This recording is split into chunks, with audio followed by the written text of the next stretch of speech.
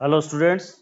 आज जो हमारा टॉपिक है कैम्बियम एदा एदा के स्ट्रक्चर के बारे में पढ़ेंगे हम। क्या उसके फंक्शन है, क्या उसके किस प्रकार से कितने प्रकार की होती हैं।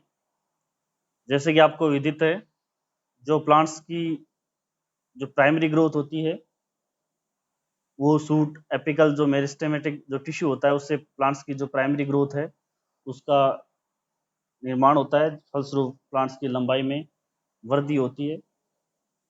इसी प्रकार से जो प्लांट्स के अंदर जो लेटरल मेरिस्टेम टिश्यू होता है उसके विभाजन फलस्वरूप प्लांट्स के अंदर मोटाई और चौड़ाई में वृद्धि होती है, जिसके फलस्वरूप प्लांट्स को जिसको हम सेकेंडरी ग्रोथ कहते हैं। कैम्बियम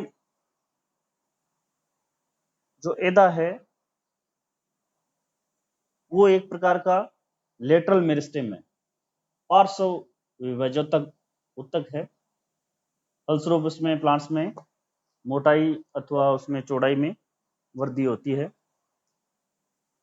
कैम्बियम की कोशिकाओं की अगर बात करते हैं, किस प्रकार की इसके अंदर सेल होती हैं, क्या उसका निर्माण होता है, किस प्रकार से निर्माण होता है, उसकी हम बात करें तो इसमें सामान्यतः दो प्रकार की कोशिकाएं होती हैं कैम्बियम के अंदर।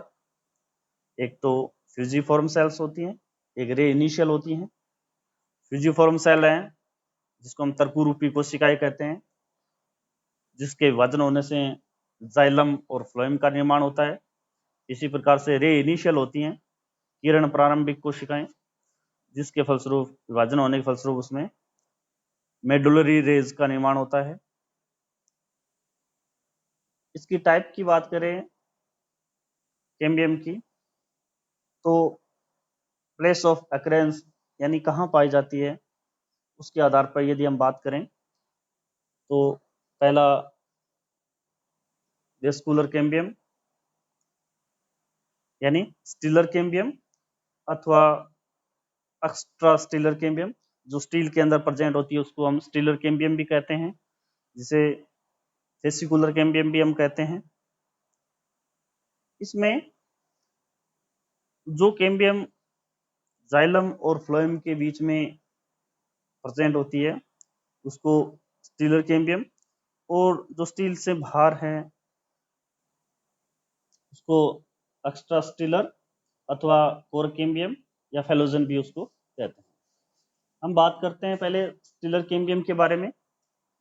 स्टीलर कैम्बियम है या वेस्कुलर कैम्बियम है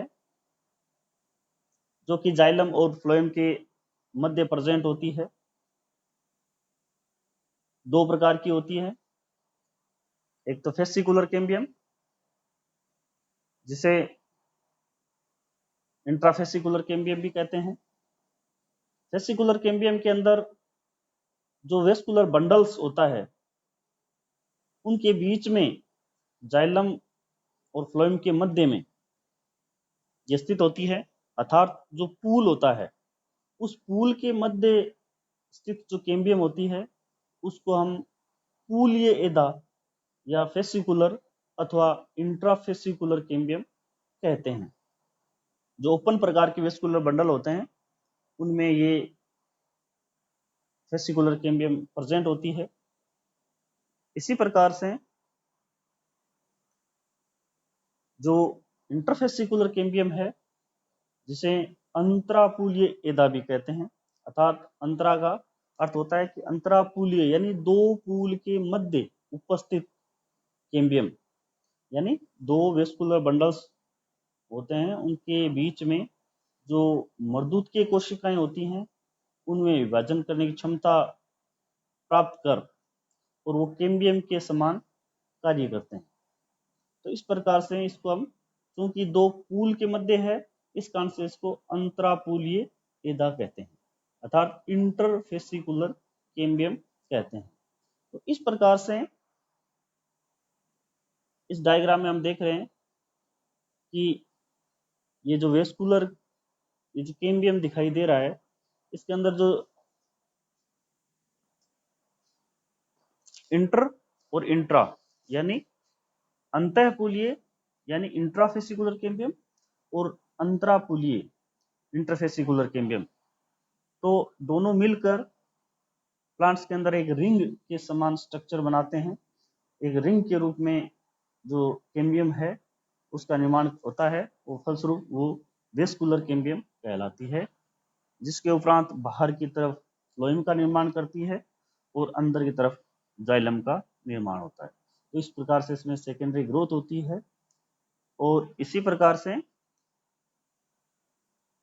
सेकेंड है वो एक्स्ट्रा स्टीलर कैम्बियम है, अर्थात जो स्टील जो रंभ है उसके बाहर जो कैम्बियम प्रेजेंट होती है उसको हम एक्स्ट्रा स्टीलर कैम्बियम अथवा उसको फेलोजन भी कहते हैं अथवा उसको कोर्क कैम्बियम भी कहते हैं।